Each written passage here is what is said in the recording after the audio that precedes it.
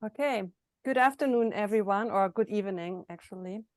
My name is Mona El-Kafif. I'm the director of the urban design programs here at the University of Virginia, and I'm excited to welcome you all to today's last panel in our virtual symposium. Powering a Just Global Energy Transition, a Lithium Trilogy, is a three-part event and a part of a larger research project entitled Lithium Territories that investigates the socio-environmental, spatial, economic, and temporal entanglements of the just energy transition. This academic initiative is a collaboration between Pontificia Universidad Católica de Chile, the University of Michigan, and the University of Virginia. The project was sponsored by a grant that co-PIs Maria Aquero, Ayla Berman, Alejandra Bosch, and myself received from the UVA Center for Global Inquiry and Innovation to build a larger network of experts in the field and integrate these topic areas into our curriculum. Our joint research agenda addresses a pressing global challenge, the mandate to take climate action and reverse the path towards a planetary collapse. By using lithium as a critical matter powering the energy transition, we examine its life cycles from extraction to manufacturing, consumption, and recycling to understand socio-environmental and economic relationships. By connecting our cell phone terminals, electric cars, and solar plants to lithium mines in Chile, manufacturing plants in the Asian Pacific region, and gigafactories in the US, we hope to trace the global flow that power every aspect of our lives and transforms ecosystems and livelihoods globally. The symposium was co-organized by Professor Jimena Arizaga from PUC, Maria Aquero from Michigan, and two of our graduate research assistants, Zhaoqing Liu and Meredith Hoos, and myself. And today we are also joined by our two student moderators, Sari El Faitouri and Sanika Mate. All information in relationship to our symposiums and the post of former presentations are also shortly available on our website. But for now, I'm going to hand it over once more to Maria to give us a quick synopsis of the last two panels. Thank you, Mona, and welcome to everybody joining us today. Our group today is connecting from Nevada, and we are learning about the territories of lithium extraction, manufacturing, and recycling. And we are very much excited to be joining now that we are bringing a completely different dimension in our understanding of what it is that we mean by the green energy transition and how to make it truly just. As we embark today on the third symposium session and interrogate the journey towards more sustainable lithium consumption and recycling, we thought it would be useful to share a very, very quick recap on what it is that we did in previous sessions. In the first session, we had Professor Jimena Arizaga inviting us to travel to the landscapes of Salar de Maricunga in the Atacama region. Professors Jorge Valdez, Jerry Marambo Alfaro, and Osvaldo Moreno shared their work centered in landscape conservation efforts and design, establishing more sustainable practices towards the future. We, in a nutshell, learn how to deal with the territory before mining operations happen, but we also learn about how design can bring more sustainable futures to areas that are dealing with tailings, with many generations of waste generated in those mines, and how that can be, in a way, retold and re-narrated for future generations to better understand what are our shared responsibilities. In the next session, the second session, I was truly honored to host Professors Matthew Sieber, Marina Otero Bercier, and Scott Campbell. They share with us their critical visions for the just energy transition and how we must turn hyperconsumption into hyper-stewardship if we are gonna truly work towards a more healthy planet in the future. And with this very brief revisiting of what we did, you can see here some of the images with Professor Matthew Sieber. We actually reflect together with around the needs of energy, the mountain needs energy and water consumption in manufacturing industries. But Professor Marina Otero-Bercier actually shared with us some of her work and reflections, bringing lithium to the scale of our body to have a better understanding of what are those close relationships in between body and territory that are very much informing and inspiring the work that we are trying to advance through this symposium. Mona, I will pass it back to you so that you can take us through this last session today, addressing consumption and recycling. Okay, thank you, Maria, for the short synopsis. There were a lot of topics that we already started to discuss in last week, and we are really excited to wrap up the lithium panels with our last presentation today, that starts to discuss maybe in more depth the issues or the questions of consumption and recycling. As we presented in our general introduction, lithium is omnipresent in batteries, powering electric vehicles, and other consumer electronics. It provides storage to balance intermittent renewable power sources in our transition toward a more climate-resilient planet. And increased lithium consumption is a new, seemingly accepted reality if we want to realize the decarbonization goals. With demand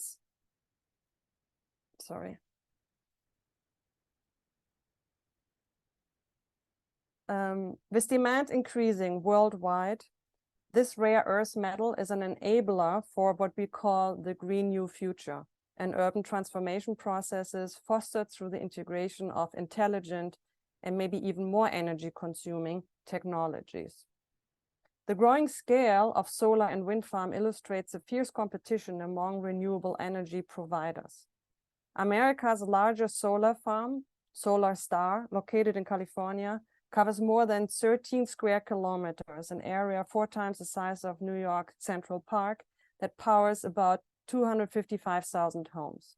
These projected lithium needs and demands inspire questions regarding the life cycle of the batteries, but also the way how we implement these new technologies and operational landscapes in our environments.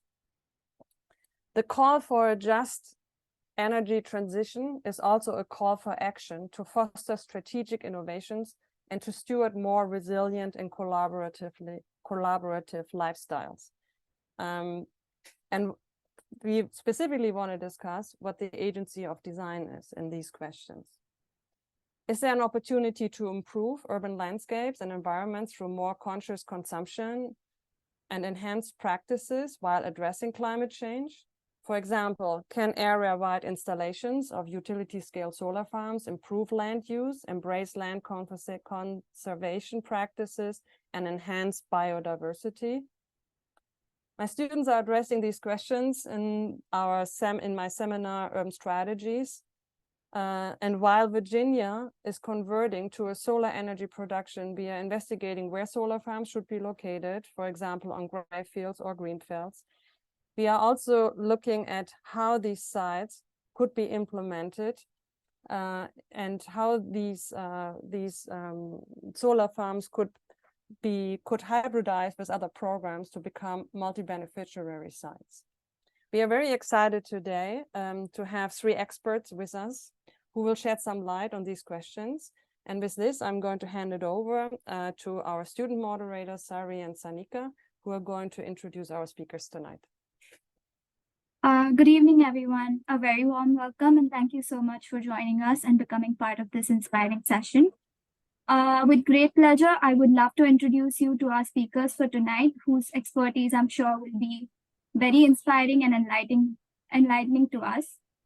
Our very first esteemed guest for this session is Gary Koenig, an associate professor in the University of Virginia's Chemical Engineering Department and principal investigator of Koenig Research Group. The research investigates the design of new materials and material chemistries and involves the synthesis, characterization, and evaluation of material properties using a variety of techniques. The primary area of application for this research is rechargeable batteries, electrode materials. Followed by Gary, we will hear from Byron Comneck, who is the owner of Jack Solar Garden, as well as an executive director of Colorado Agrivoltaics, which is a learning center, which is a nonprofit side of his company's work. Through Jack's Solar Garden, Byron acts as a consultant to help landowners, solar developers, and governments better understand agrivoltaics from conception through construction and implementation. Last but not the least, we will be hearing from Sarah Mills, who is an associate professor of practice at Taubman College of Architecture and Urban Planning and the director of Graham Center for Empowering Communities at the University of Michigan.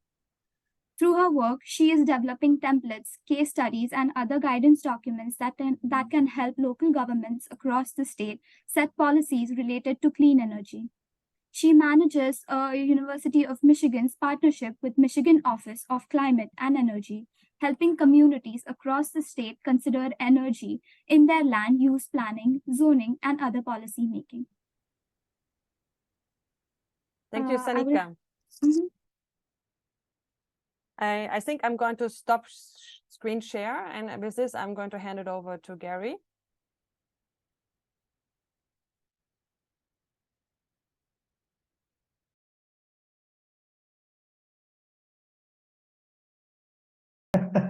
All right, thank you. I'm ready to go. So yeah, thanks for that introduction, and thanks for the invitation, Mona. I've been chatting with Mona a bit about not just this kind of lithium trilogy, but broader, I think she refers to it as a lithium universe around these different issues. And was asked to come and give kind of an overview of where we are, and then in terms of how much lithium we're making. I can give some comments too, as far as like things that my research group is working on, although I don't have a lot of slides dedicated to that. And then also a couple comments related to battery recycling as well, which I think is something that's going to be really important moving into the future. And so just to give you an idea of kind of why and how important this has become. So I pulled some data just from US Geological Survey, not necessarily comprehensive of everything that's out there, but as far as being like publicly available data sources, it can be helpful, and especially being able to pull from the same one over a long time period. But this is representative, just showing like global lithium production. And I chose the year in the mid 90s because when you talk about lithium ion batteries, you're really talking about a technology that, Sony had the first commercial cells in the early 90s. And before that, there were some rechargeable lithium systems, but they were not that prolific. And there were a lot of single-use lithium systems. In fact, there are even still small form factor batteries today that are based on lithium metal anodes. But when you talk about the rechargeable ones, it was really the early 90s. So in terms of the amount of lithium that's being mined, you see that there was at least, on the order of a few thousand metric ton scale in the mid 90s, but this has grown dramatically. I mean, it started to tick up quite a bit as we got over this 10 or 15 years here, but then it's really jumped up a lot. And the earlier sort of rise was really driven by portable electronics. So, moving to even some of the earliest iterations were really things like Walkman for your headphones. Japan was one of the earliest adopters, in part because of environmental concerns with as many single-use batteries as are being thrown away once people started to use these portable devices. But when you look at cell phones and laptop computers and things of that nature, that really drove that initial rise that you see there. And then more recently, you can see there's been a much sharper spike.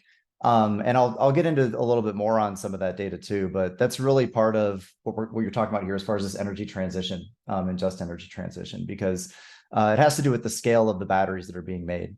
Another comment that I'll add here too is that at least to me, I mean, there's a lot of critical elements and compounds and involved in lithium ion batteries. Cobalt gets a lot of attention. Also some fluorine species that are in the electrolyte, nickel. But when you talk about lithium ion, it's not a single chemistry. Lead acid is largely the same chemistry across a lot of different cells. Lithium ion is many different possible combinations of cathodes and anodes, but all of them still do rely on lithium in order, because that's what moves. And when electrons move, the lithium moves too. And so even as I think of like near term, longer term, even pretty further out term, because a lot of times the next generation of batteries beyond lithium ion involve like lithium metal as the anode. I think lithium is going to be a very significant player here, especially as we move towards, you know, battery powered electric vehicles and then battery storage at the grid scale to level intermittency. Another way that you can really see that it's been driven by these larger scale applications and the fact that we're starting to use, you know, Teslas and other EVs, and then also even grid scale storage and leveling, is the amount of that lithium that's being produced that's going towards lithium batteries. So even though we were already in this range here, so, you know, I started really working on lithium ion batteries around here, 2009 range.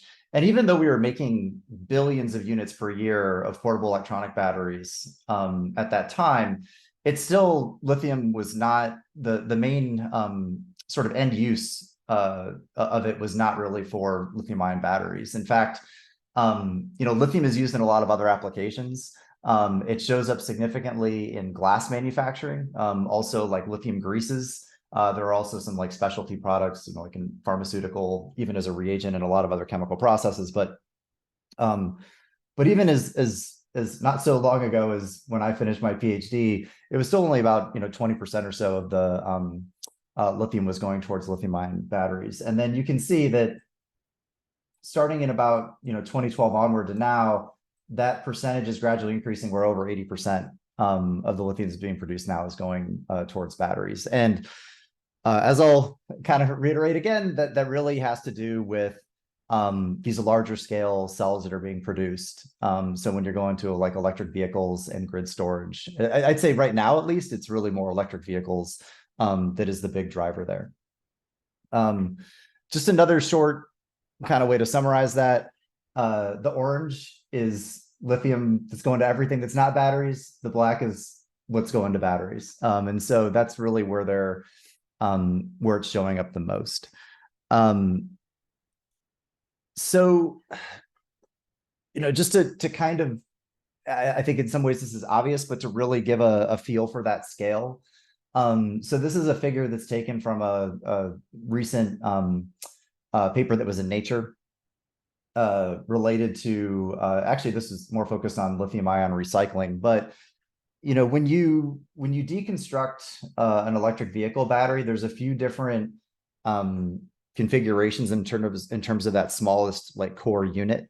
If you look at, and this is, if anybody has questions and really wants to get into details of the design, there's a little bit of even an older design in terms of this form factor, but some of the most common batteries are in this like cylindrical, so they look a little bit like the AA's that you might see in the store. You get a whole bunch of these that you combine into a pack, and then your packs get combined into a module. For this battery that's shown on the far left column here, each of those little cylindrical cells is about 3 to 3.5 amp hours. And to give you an idea of like how much, you know, capacity that is, that's on the order of what your cell phone probably has. My cell phone may have a little bit more than that, but there are a number of cell phones that are kind of in that range. And so if you kind of multiply this out in terms of like all these little cells and then into these, you know, 16 modules per pack and et cetera, going into the big pack level, you're talking about like over 7,000 cells. And so, you know, basically one EV is on the order of many thousand, you know, cell phone size batteries. And so you start to see, if you're thinking about making, you know, there are some vehicles that are sold just in the US on the order of 1 million per year. And so now you're talking about something that's on the scale of like, you know, 1 billion sort of like cell phone scale units that might be just from, you know, one EV brand coming there. And so that's really what's bringing that into play. There are a few different things. I don't know. I don't think for this audience to go into too many details, but there are lots of other configurations. So like you can even see in this picture, you can have ones that are more like prismatic, or pouch style, and those can like pack differently. They can be of different sizes. There's all kinds of different configurations. But in general, in terms of the total amount of lithium that's going to be in there, it's going to be a lot. I'll also mention here that I kind of put on the right, but when you think about like a grid or stationary system, these can easily be sort of at the pack units. Well, it's not really the pack unit because they're really more like towers that are stacked in, but it can easily be 10 times the scale of what you might see on an individual EV battery, and then even these battery installations for backup power or leveling. Well, most of them are power quality. They can, and then there can be multiple in like an individual installation. So you're talking about a lot of equivalent cell phone batteries at one location there.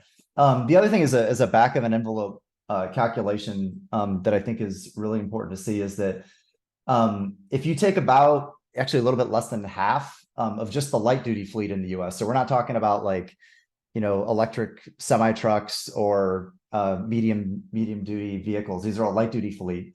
You take about half of it, you assume about 50 kilowatt hours. That's actually smaller than some of the extended range, like, Rivians or Teslas that you'll see, but maybe we'll assume that it's about 50 kilowatt hours. If you use like current technology in terms of how much lithium needs to get in there, you're probably talking about something on the order of 800,000 metric tons of lithium just for the US, just for half of the light duty fleet. And so if you go back and look at that number, here's 100,000 right here. You're going to need 8 of those just to get to half of the US fleet being replaced. And so I think that kind of paints a big picture of like how much more capacity is really going to need to be ramped up to try to meet some of these goals that are being set around the world in terms of translating to EVs. I think it also is important in thinking about if you have that many vehicles on the road with that much lithium, how much of a sort of a mineral resource you have just in your vehicle fleet then at that point, in terms of the value of that lithium that you have there.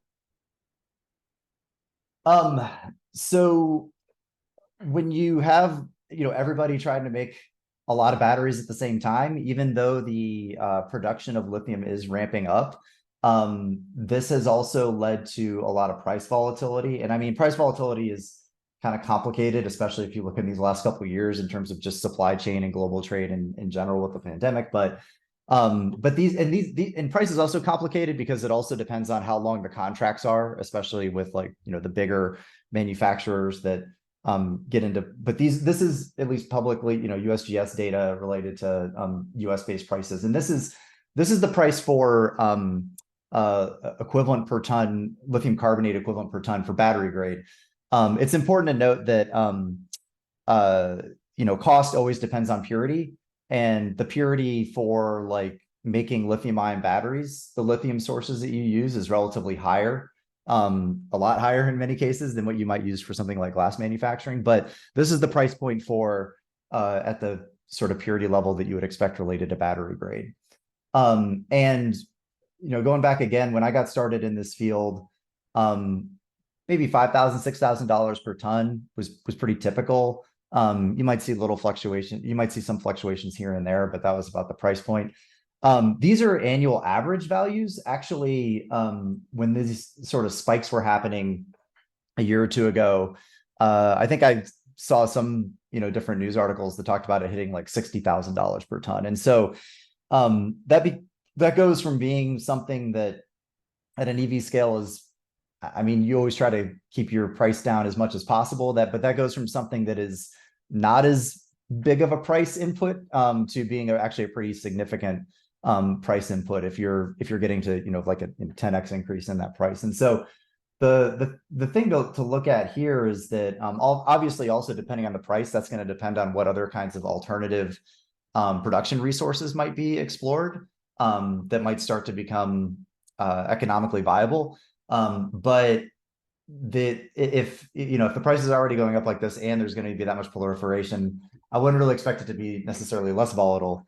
But that is a pretty major consideration. And if it gets too expensive, I think it starts to be a bit of a hindrance, especially if you're talking about stationary applications, which really the price point of those batteries needs to come down for a lot of the applications related to intermittent leveling. I think it's also helpful, and I know that some of the context here has talked about like the places where lithium is being produced. So here's a pie chart on the left showing the location. Right now, if you look at this kind of orange cutout, Australia is the largest producer of lithium products. But of course, and it was even mentioned in that introduction, like the Atacama Desert, Lithium Triangle.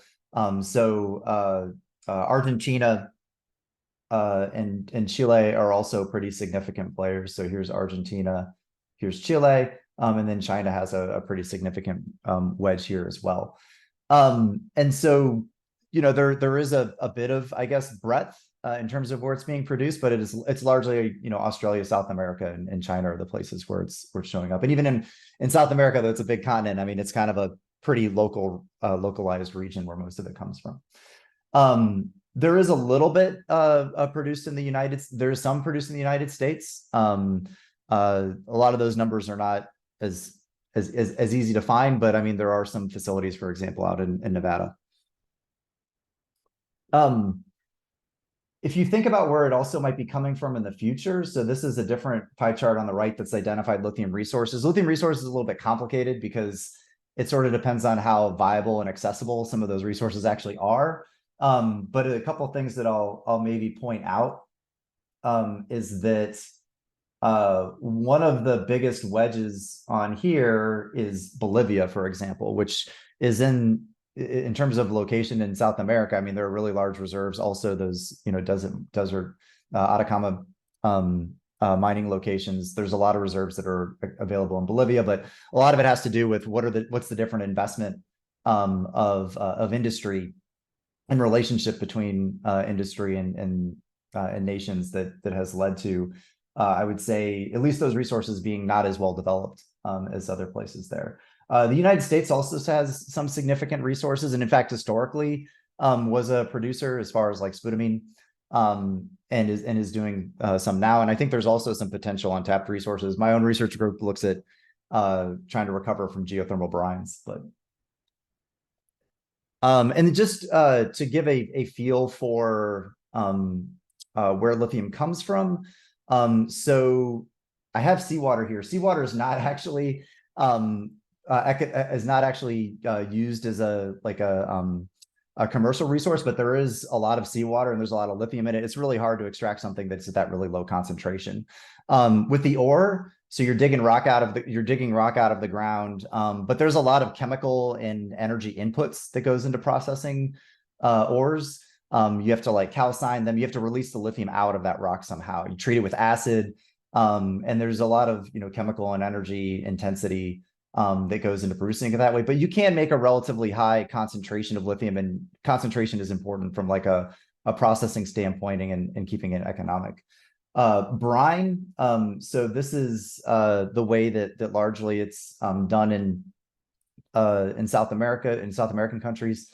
The thing about brine is it's kind of it's a longer time scale process, but when you're concentrating that lithium to make it easier in terms of like the equipment intensity, you're taking advantage of putting it into these giant pools and allowing solar evaporation in the desert to concentrate that lithium that you need. So it's not like you have to necessarily have as large of energy inputs, like burning natural gas or something to drive off a lot of the water to concentrate it. You can rely on sort of more natural processes. But that does mean that there's a lot of water that's going up into the air. And so there is some concern over the water intensity and water use there. So I wanted to spend the last little bit here talking about recycling, and something to appreciate here is, first off, in the battery world, I would say that lead acid batteries are pretty good success story in terms of recycling.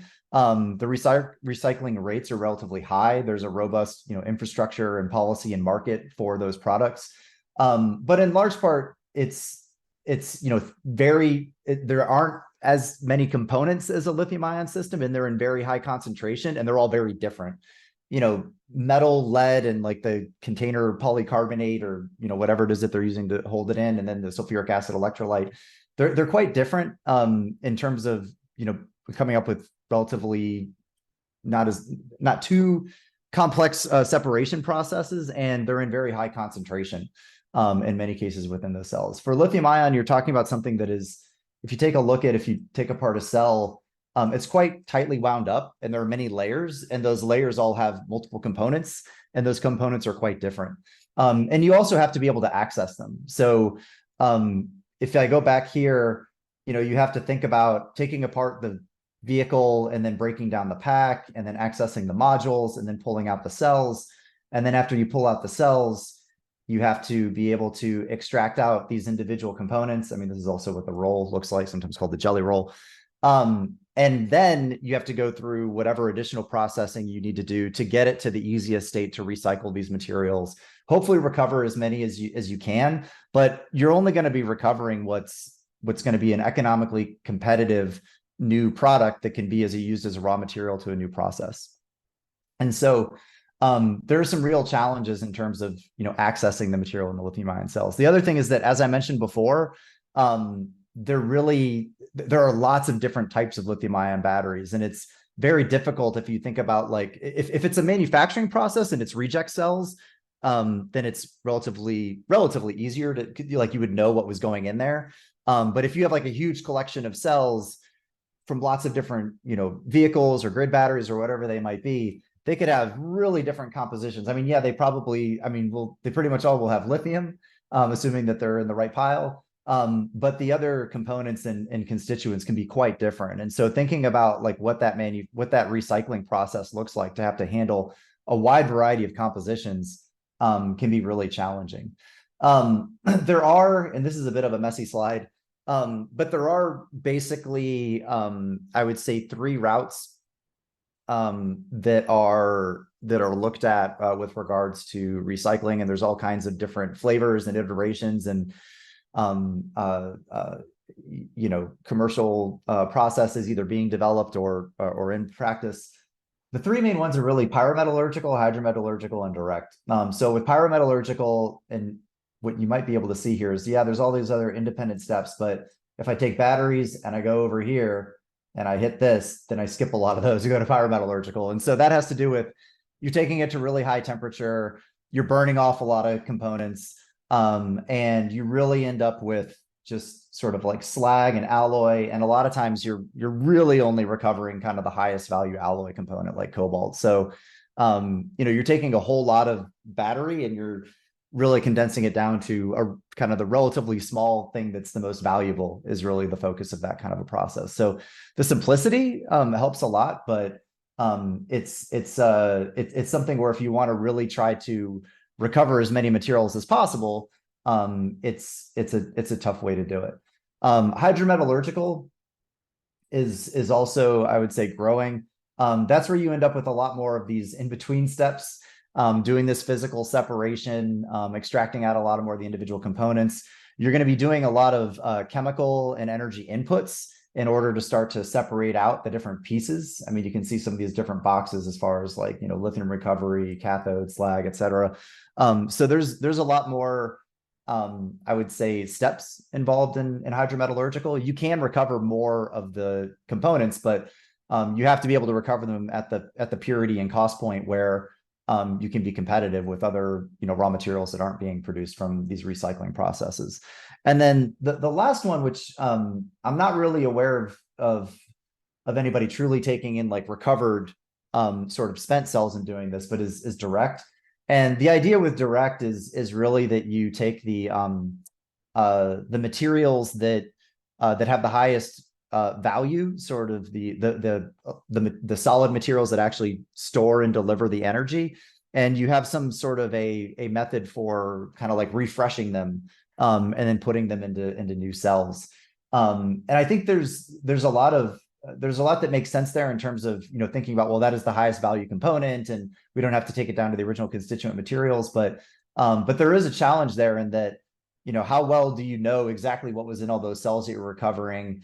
And can you design a process that is flexible to a lot of different types of input materials that might have to go in there? And then the other thing is a big one is if these batteries are going to be in service for a long time, hopefully, right? Like if you think of a grid battery, 10, 20 years, are you really even going to be using the same material and technology 10 or 20 years later? So it's something that I think makes a lot of sense, especially with like scrap recovery. But I think there's a lot of things to sort out with the thinking like longer term using a direct recycling method. And that's all I had today. Now I was muted. Thank you, Gary. Thank you for the overview to explain to us a little bit from an engineering perspective where lithium consumption is going and where the mines are located. During the last panels, there were a lot of discussions on environmental concerns because, you know, ramping up the lithium consumption also means that the mining areas are going to be more impacted, et cetera, et cetera. So it's interesting to hear that you mentioned a couple of times economically competitive product. I think we will come hopefully back at this at the end of the Q&A, because obviously the question is also if we can continue doing what we did in the last 200 years, because that is obviously challenging in relationship to environmental impact, etc. But it was really, really informative. Thank you so much. I'm going to hand it over now to Byron, who comes from a very different world, but in his world, obviously, lithium is also used as a storage for the generation of renewable energy. But he's really working on a very experimental prototype. And yeah, I'm just handing it over to you, Byron. Please share. Thank you.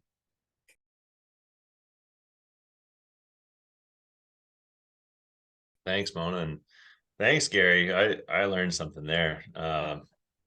Fascinating to think about what technology will be there in the future, and makes my mind wonder about how much some of pulling out some of those tiny materials matters at the moment, or does all the tiny materials being pulled out now in aggregate, if we can figure out how to pull them all together, make more sense in the future? Questions. But hey, folks, my name is Byron Kamenek, owner and manager of Jack Solar Garden here in Longmont, Colorado. We're in Boulder County. I also direct our nonprofit, the Colorado Agrivoltaic Learning Center, to help teach people about the potential of co-prioritizing land within solar arrays, so it doesn't have to be a barren wasteland like one of those earlier slides that was shown of the massive solar array in California. If you all remember that picture of just solar panels as far as you can see and dirt beneath it. Dirt is dead. There is nothing alive in dirt. Soil is healthy. It has microorganisms in it. It's alive. Dirt, that's just dead. All it does is emit CO2 because it's a bacterial dominated soil, and bacteria reproduce and respire, and that's their sole thing in life. And that respiration process creates CO2. And it always boggles my mind of people destroying land to put up solar panels when the whole point of solar panels is to reduce greenhouse gas emissions, while destroying that land can release more greenhouse gas emissions. So anyhow, I'll get on to different soapboxes as we go, friends. My family has a farm here in Boulder County. It's 24 acres. We're called Jack Solar Garden because my grandfather, Jack, there, who was born in 1895, old fella, he farmed this land for the remaining years of his life. He had 120 acres closer to Denver that he farmed for 40 years of his life.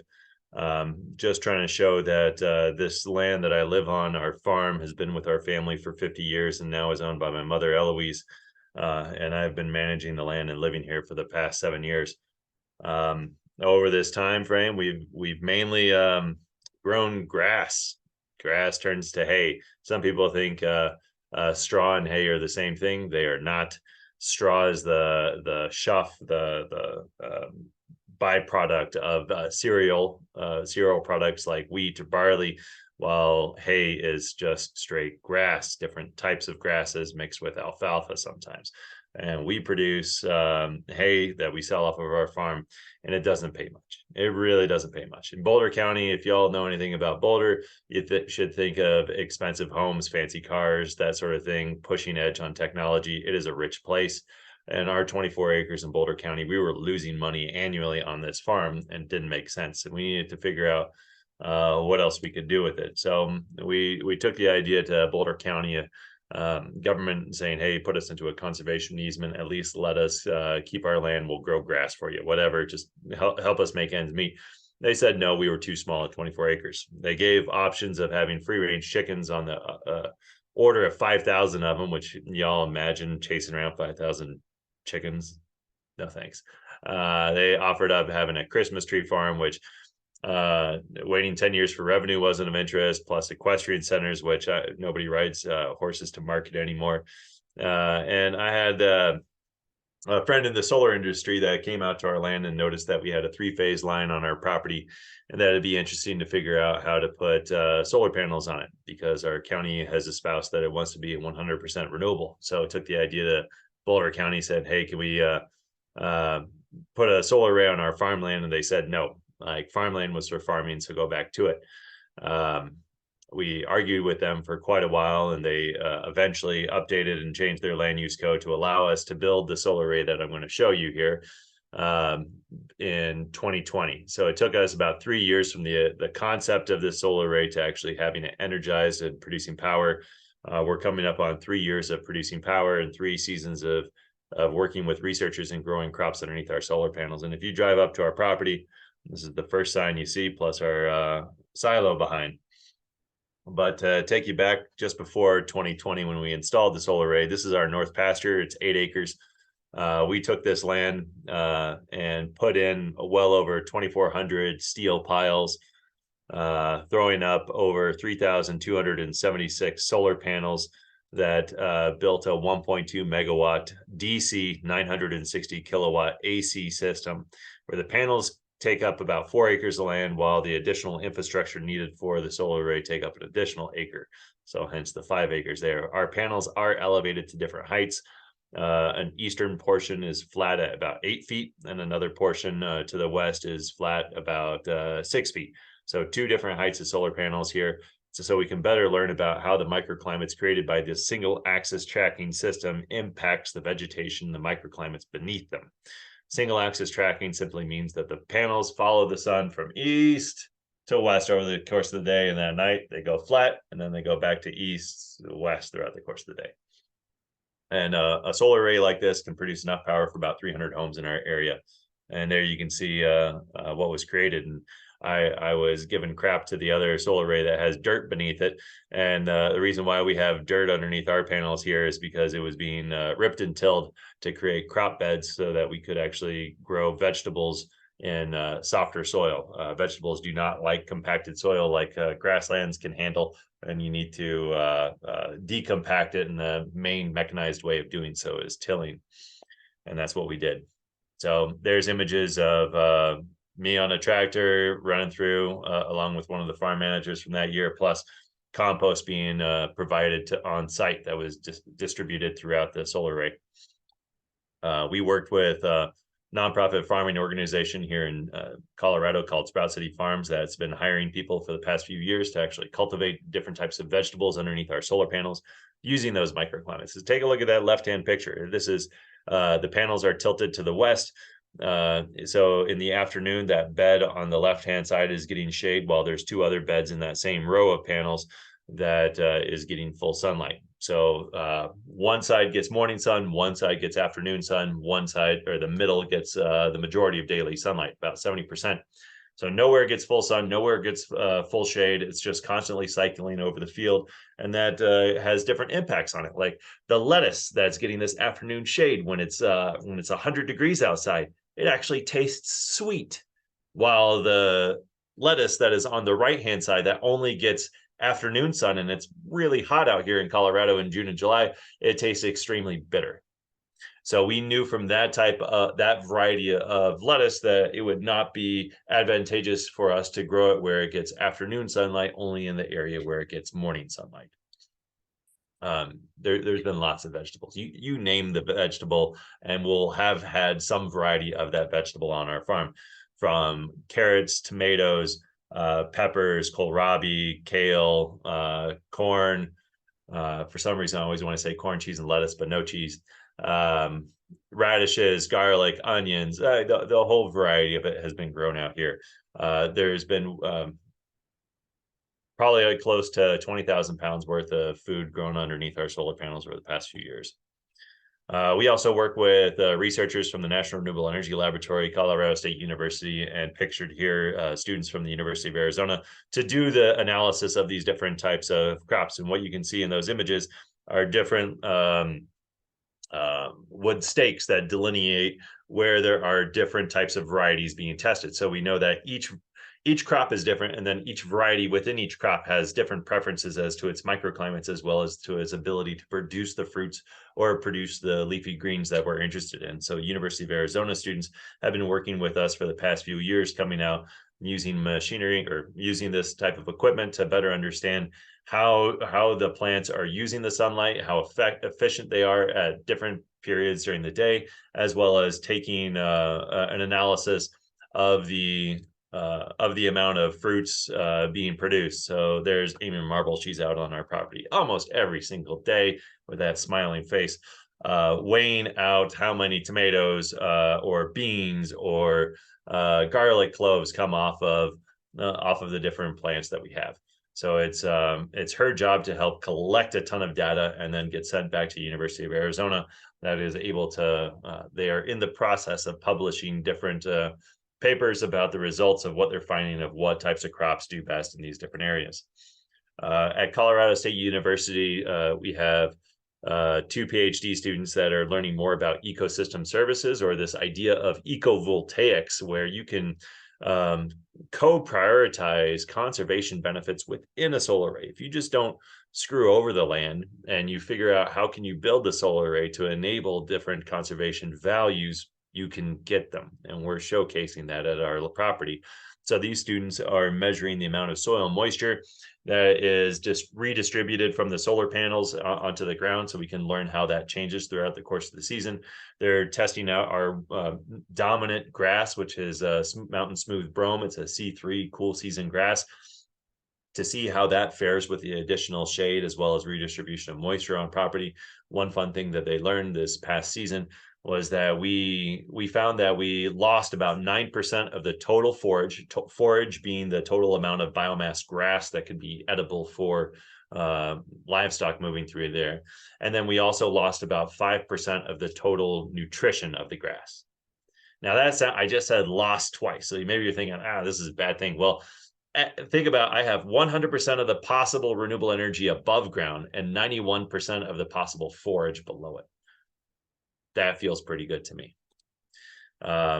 They're doing this is the students there collecting the biomass on different transects within our shorter part of the solar array, so that we can learn more about how it grows. And this year, what they've been doing is figuring out whether or not it's the microclimates of the solar panels providing shade in some places or redistributing water, or is it just the total amount of water that's available to these plants? So they hired an undergrad to go out and basically take Culligan water tanks and dump it on certain areas, so they can see how much does additional water in the ground support additional biomass. We're also working with a company called Wish Garden Herbs that helped advise us on which different types of medicinal herb plants that we could grow that are economical. Here is yarrow, we have silver sage, clary sage. Some of the ladies helping us harvest Monarda flowers. On the left-hand side is an undergrad student. She was the one that was carrying around the Culligan tanks, but she was also working with us in our medicinal herb garden to learn more about how well do these different medicinal herbs grow in our area, figuring out a faster method for harvesting so that we could dry them and see if we can create economic value there. and thereby create a livelihood for someone underneath solar panels harvesting herbs. So they're like, this is creating jobs within solar arrays, where solar companies will just tell you, oh yeah, the jobs are the O&M team. And I'll tell you, my O&M team shows up once every 6 months. That's not a full-time job. These people have full-time jobs underneath the solar panels. And this is my partner and I standing next to motherwort, and behind us it looks like boneset is in flower. I am about 6'5". You can notice how tall I am in relation to the solar panels. So these panels are elevated higher in the air.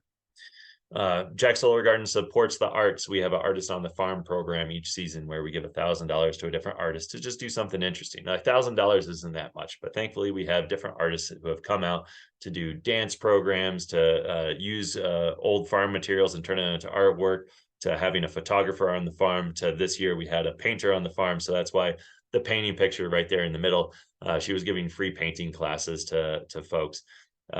But oftentimes people really love the photographer's pictures, like that bottom right hand picture where there was hired, the photographer hired some artists to come out, and this lady suspended herself from the torque tube of the solar panels. It's all a little bit weird, but you know, that's part of the being trusting and bringing in community into the solar array. It doesn't have to be a neglected space.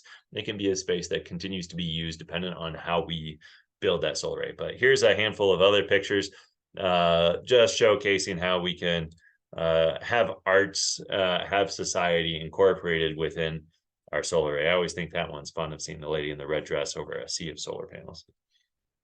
Our nonprofit focuses on the education, on outreach side. We've had well over 1,000 high school students come out to visit us over the past few years to learn more about how we can not stovepipe these two different ideas. We know how to build solar arrays. We know how to have agriculture on different pieces of land. How do we put the two together? Solar companies will often tell you, no, you can't do it. Agricultural people say, nothing grows in the shade. But here it is on our farm. We're able to show that you can have the two together. And we think it's helpful for these students to be able to see that through collaboration, through trust, through long-standing working together, we can figure out how to get the best usage out of our lands. It doesn't just have to be set aside for one thing. All of this helps us build community. We've had multiple events out on our property, over 4,000 people visiting us within our solar array. We've had bluegrass bands, farm to table dinners, fun events for kids, like hunting down where the raspberries are, that sort of thing. It's a way that we get to have our community better understand the potential of solar energy, as well as hopefully our companies and our government better understanding that it's not solar or nothing, it's solar and something if you do it right. And now here we're trying to showcase what's possible. So maybe y'all haven't seen chickens in solar arrays. Maybe you haven't seen these two little ducklings or this gosling hanging out in solar arrays before, but we can incorporate animals. But these ones I think are pretty easy because they're fairly small within solar arrays. So what we did was we hired a guy that brought cattle out in our solar array. Colorado is a cattle state. Our country is basically a cattle country. Over 25% of our nation's land is ranch land for cattle. There's over 90 million cattle in our country. I'm trying to say as many C words as I can. A lot of people in the solar industry are using sheep within solar arrays and think that sheep is the future of it. Quick show of hands, friends. How many of you ate lamb this week? How about anybody eat lamb this past month? All right. Anybody? Oh, okay. There we go. We got a couple hands. Anybody eat beef this past week? All right, a few more. Anybody eat it in the past month? So what we try to show is that Americans are typically going more towards beef than we are going towards lamb. I have 6 sheep. I love my sheep. I think they're fun. But I am not getting a high demand for having sheep on for lamb meat. I find that it's pretty cost neutral when I harvest our lamb. Oh, now I'm clicking wrong. There we go. And what I like to do is also share some terminology through our nonprofit. Maybe some of you have heard about dual use solar. In my opinion, dual use solar is anything with solar panels. You could have a beer garden pictured here. You could have a parking lot, bowling alley, tennis court, paintball competition. I don't care. Whatever it is with solar panels. You probably don't want to do a paintball course, but or a gun range with it. But you could do plenty of other things within a solar array. It's just providing double purpose for what those solar panels provide, which is shade. Agri-solar is where you have solar on farmland for assisting with farm purposes. It could be solar on a barn that helps to reduce costs of the farm. It could be a solar panel out in the field that helps pumping water for animals. It could be a variety of things. While agrivoltaics is this co-location of solar with agriculture. It's the solar panels above agriculture. It's the agriculture having some impact by these microclimates that I've already described. And then ecovoltaics is this potential of co-prioritizing these conservation benefits, like having a pollinator habitat within a solar array, or having a healthy grassland, or trying to build a solar array where it doesn't disturb species that we're interested in protecting, because the panels can actually provide shade to them and potentially help reduce the impact from predators on those types of animals. Our nonprofit provides a variety of different types of education. We have on-site workshops. We've done 2 out here this past year. We have three or 4 scheduled for next year. I can't remember offhand. Farm-to-table dinners. We have webinars. If you're interested in learning more about agrivoltaics, we're doing a monthly webinar series. The next one is October 26th. You can tune in, hear that. It's free, hour and a half. Get to listen to different experts about agrivoltaics and what's possible. And providing experiences as I've described. But in this slide, the bottom 4 are images of videos. I was considering showing some videos because I'm talking for so long today and you're going to get tired of hearing my voice. But maybe after the fact, you want to go and take a look at our website, coagrivoltaic.org, and you're able to take a look at what our harvest season looked like last year, as well as different animations that better describe these microclimates, their impacts on people, as well as vegetation. We identified barriers to be able to let our community know where we have issues. In Colorado, the Community Solar Reward Program has something called a negative REC. A renewable energy credit is a fictitious certificate that different states created to enable to give it a value to help enable more people being able to transfer into renewable energy. Right now in Colorado, what I've circled there means that renewable energy credit price is negative. That negative price means that instead of getting money for certificates that you produce, you're actually having to pay people to take them away from you. It's this perverse thing that has been set up here in Colorado that shouldn't be the case. If that $34 per megawatt hour translates to 3 cents per kilowatt hour on the minus side. If we had a minimum of $0 per REC in Colorado, that would mean that could be an additional 3 cents per kilowatt hour that would go to ratepayers or towards changing solar array infrastructure into helping out with agrivoltaics. Also, utilities are the main ones that get to pick and choose what solar arrays get built, and their evaluation criteria is completely skewed towards producing cheap power, just like the coal industry, the oil and gas industry have typically done. But they don't consume near as much land as what solar arrays are. There's going to be well over 10 million acres of solar arrays here in the coming decades, and that's a lot of land that is going to be required to get that to happen. But right now, the current evaluation criteria focuses on price, and there's nothing in there about land stewardship, whereas we could ask our public utilities commissions, we could ask our county commissioners and other state officials to push to have land stewardship being a part of that evaluation criteria. And then we have better opportunity of solar developers competing over what types of land stewardship activities they could be doing within a solar array versus just who can build it for the cheapest and who cares about the environmental benefits. As I mentioned, we had cattle underneath our solar panels. We weren't designed for it. We just brought them out there for a few hours to be able to showcase it. But there are other people that are trying to figure out how to put cattle in solar arrays. Once we get a technology that's out there that's able to do this, and if there's any engineers on here, this is a waiting and ready opportunity. I think there are only 2 or 3 racking companies in our country that are predominantly used within all solar arrays. That means the racking company is the structure that holds the solar panels up. So there's very little choice these solar developers have, but people could come in with new choices that could be cheaper. Like if you use steel cable structures to hoist up panels like we do with our bridges, that could be a way of lowering the cost. Grants to land managers, people that have never been in a solar array are not interested in getting involved unless there's some money for them, because they don't know how well things are going to grow. And so we need to incentivize both the solar developers as well as the people using the land to help figure out how to do this better. And hopefully over the course of the next 4 or 5 years, people will learn how to do this a lot better, and then we don't have to have such incentives.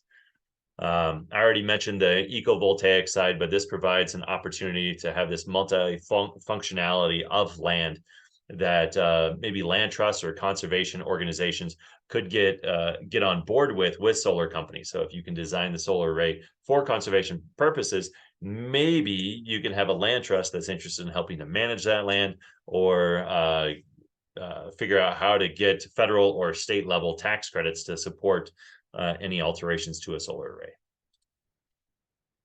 Finally, I think having a third-party agrivoltaic certification process will be huge. We have third-party certifications for a variety of other activities that are supposed to benefit our environment and our farmers and our community at large. Why not have a certification around how well land can be stewarded within solar arrays? There are lots of agrivoltaic systems out there. I'm talking for a colleague at the National Renewable Energy Laboratory now, across our country. The majority of them, as you can see on here, those little bees, those are pollinator habitat, mainly in Minnesota, where they had a little incentive program up there. Pollinator habitats do best where you have rain. In the southwest, western part of the U.S., where we get a quarter as much rain as they do in New York or Virginia, it makes it a whole lot harder to throw out seeds and figure that something's actually going to grow. So that's why we don't have many pollinator habitats where we are in Colorado. Next thing you'll see is a whole bunch of sheep. I already talked some crap about sheep already, but there's a bunch of it on the East Coast. Folks that have been our first adopters of agrivoltaics that did not change anything with their solar array or incorporating sheep into it. And then those little tomatoes are where there's actually crops being grown, and there's very few of those. So we're one of very few locations within our country doing it. But there are places all over the world that are trying to figure this out. There's a map of the countries that I know of that have agrivoltaics in it. This is not a complete list. I also know that there's a few Caribbean countries that are figuring out how to do it. I just had a message from a guy on Reunion Island out in the Indian Ocean saying we got an agrivoltaic system. So there's folks all over the world that are giving it a try. I like to point out Japan.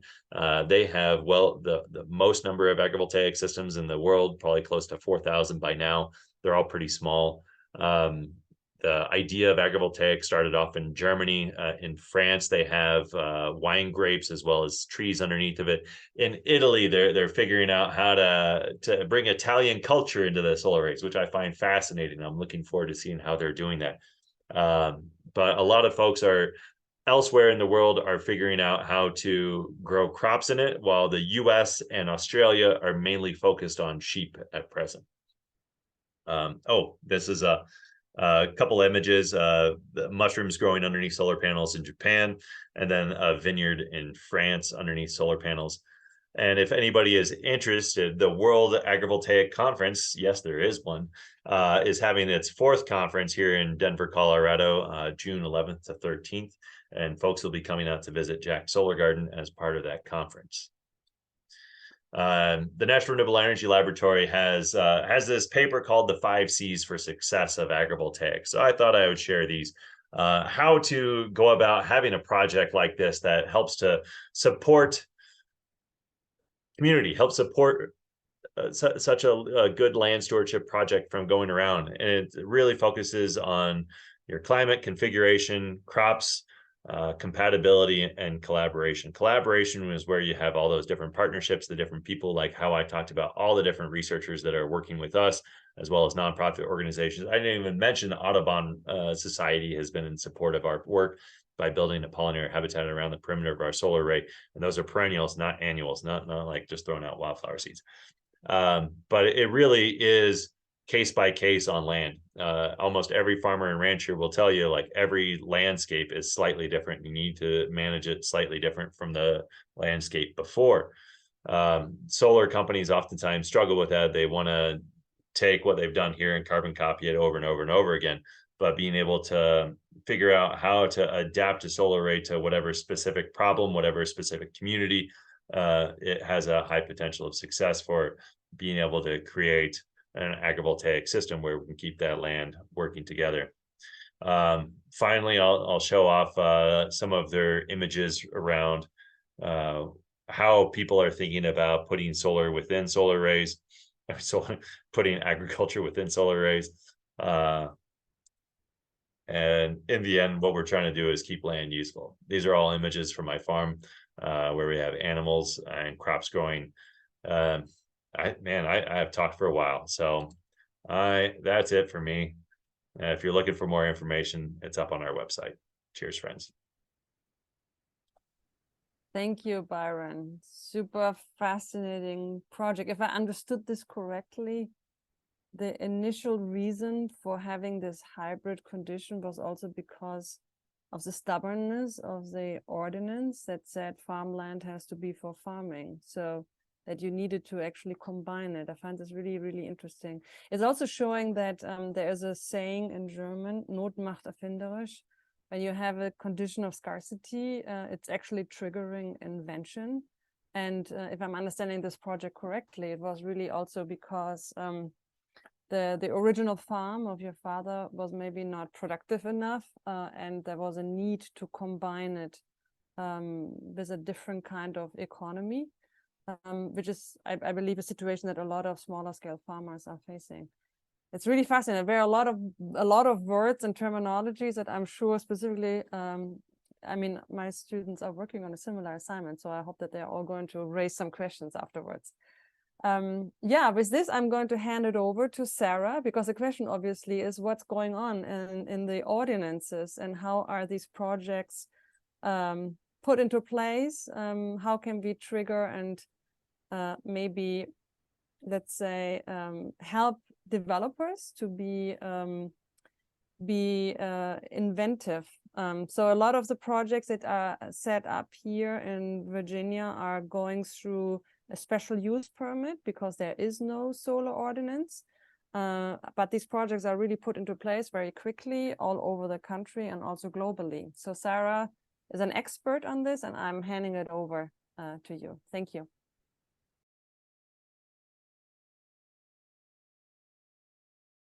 Well, thank you very much. I am glad that when I got the advertisement for this, it said that I was going to be talking about the status quo, because I am going to talk to you not about the incredibly cool project that Byron has and agrivoltaics, but kind of the typical project, I would say, that's out there.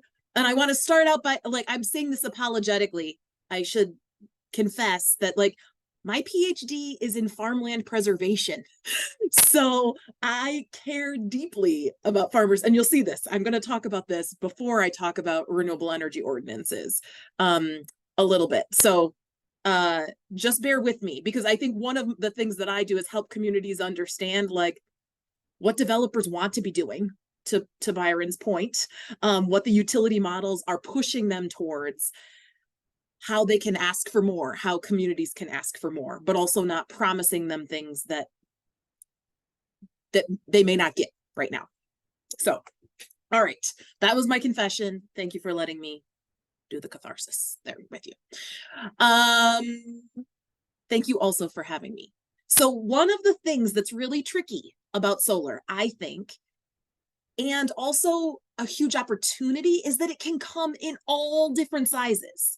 The same company that to the outside world, right? Like, these panels look more or less the same, whether they're sized for a single home, maybe on the roof of the garage, or maybe in the backyard, or whether they're sized for as a small, what I'm going to call solar farm. That word can be problematic sometimes. Here, I just want to point out that this is on a capped landfill where they're not allowed to put the drive piles into the ground. And so instead they're on ballasts here, sitting on top of that landfill. Or if they are in large solar farms, and this is not even the largest. This is a solar farm in Michigan that is only 50 megawatts. It's over 250 acres. So to the outside people, it's the same thing, just at various scales. But in fact, it's different companies that kind of operate in the different places and in different, specialize in the different scale of the technology.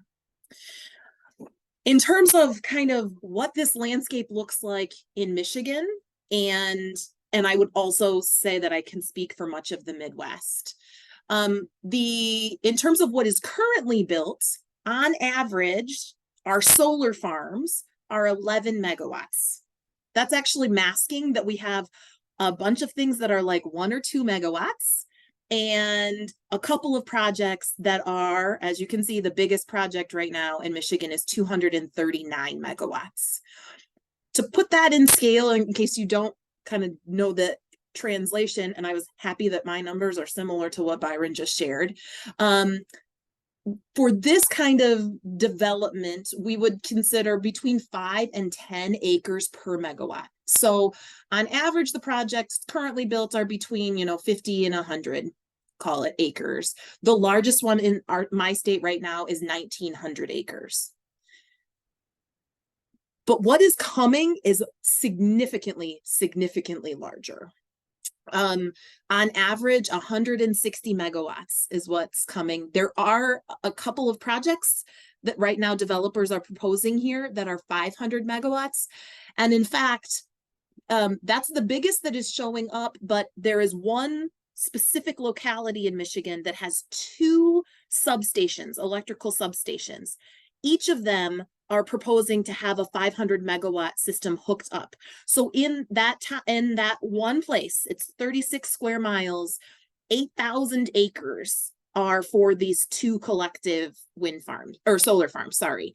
And that's not even the biggest in the Midwest. The project actually from California that was shown, it will be when it's called the Mammoth Solar Farm in Indiana is built.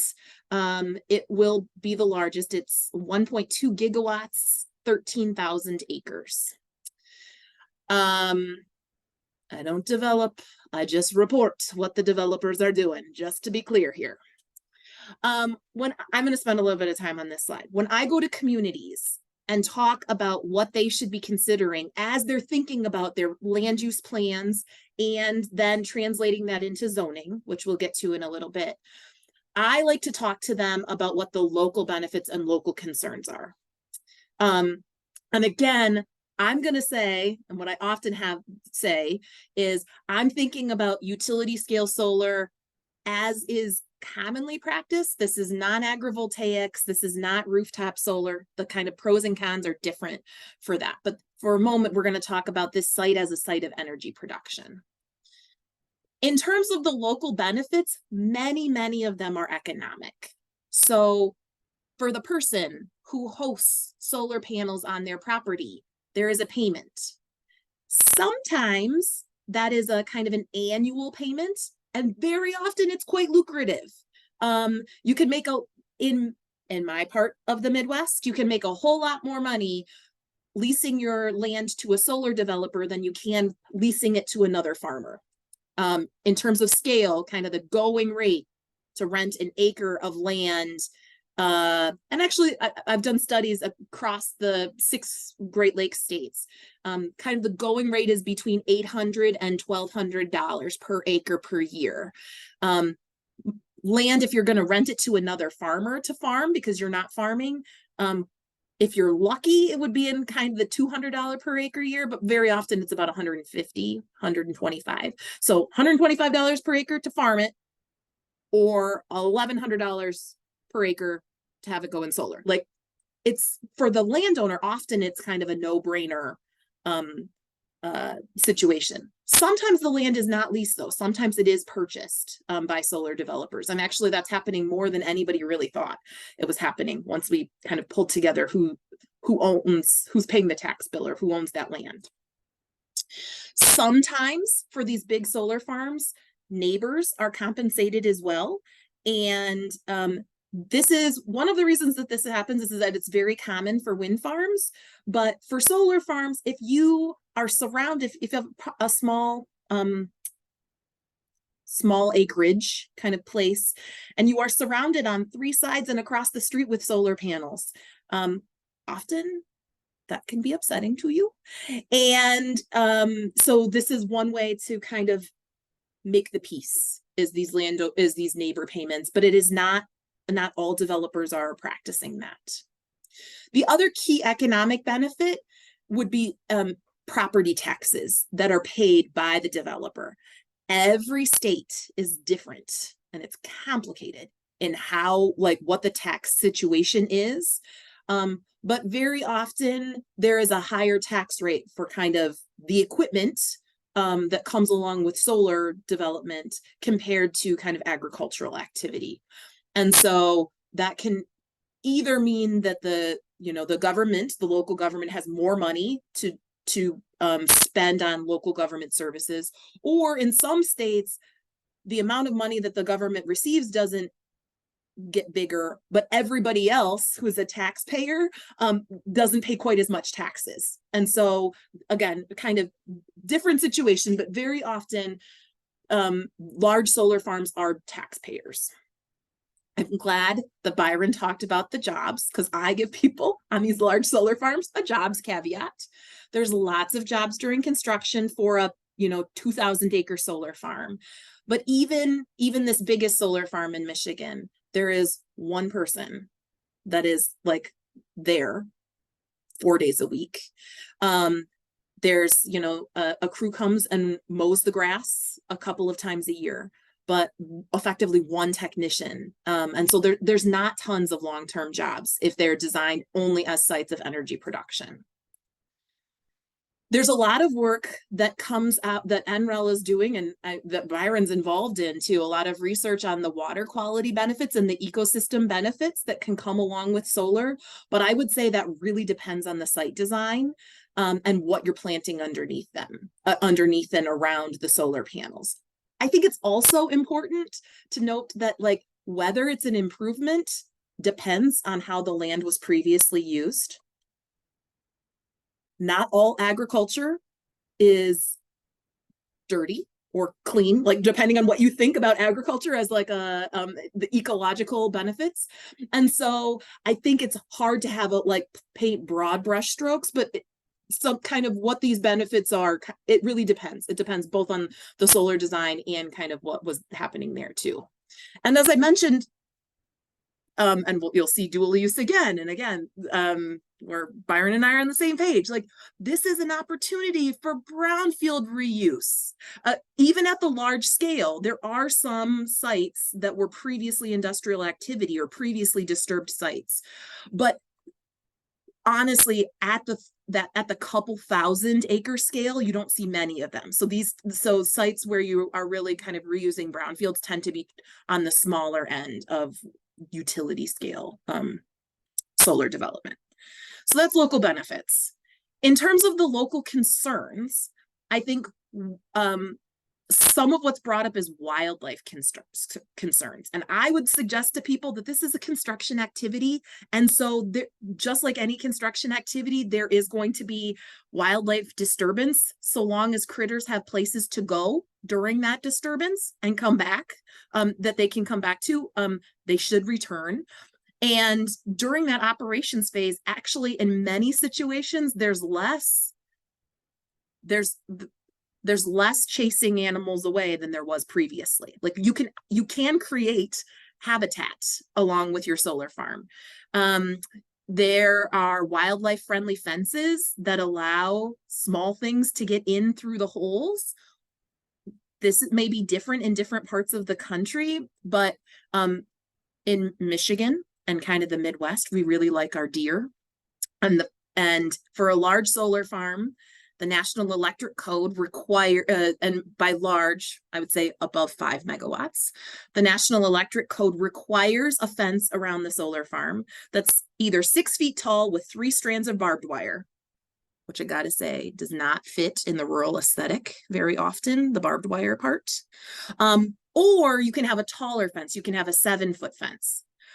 7 feet is still not tall. Like, deer can still jump over a 7-foot fence. And right now, here we're having some issues where deer are becoming entrapped inside a solar farm.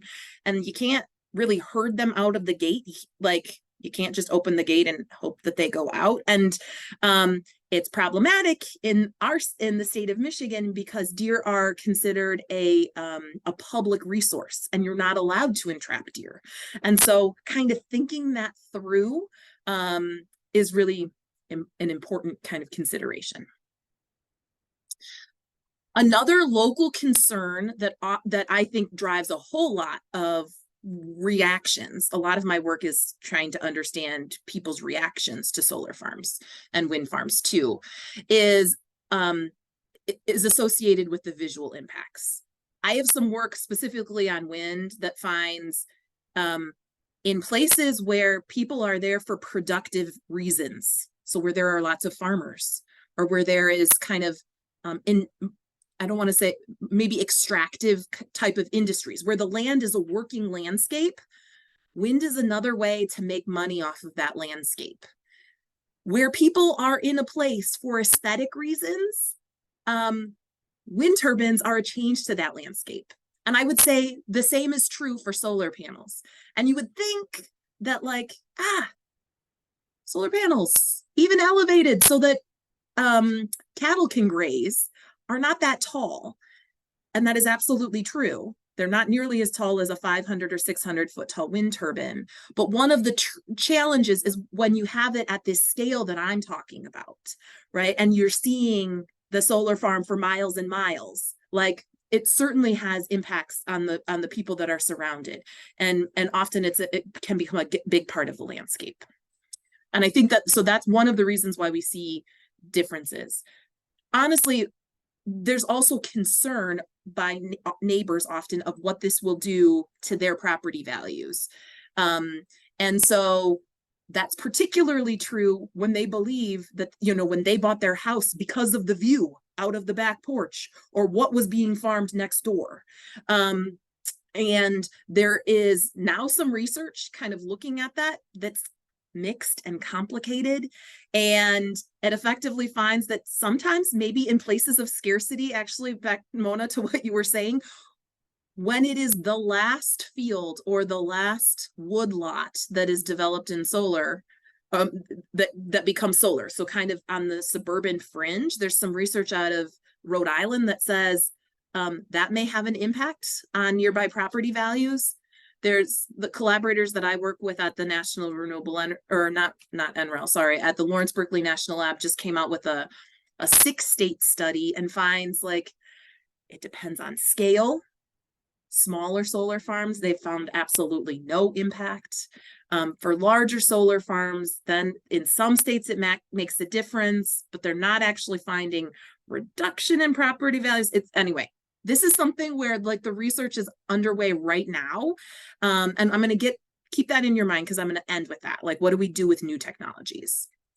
Finally, a big one that I think about a lot and that we hear a lot is this a wise use of land? Is solar only, energy only, a wise use of the land? And particularly when we're talking about it on farmland, there is very different views, even in the same Washington Post.